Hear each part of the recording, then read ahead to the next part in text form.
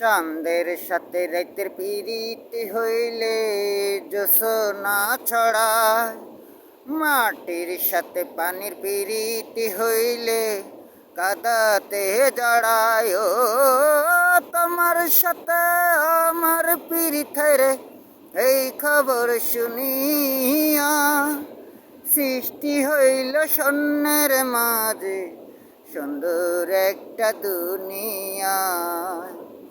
কথার চেয়ে সুর এত প্রিয়,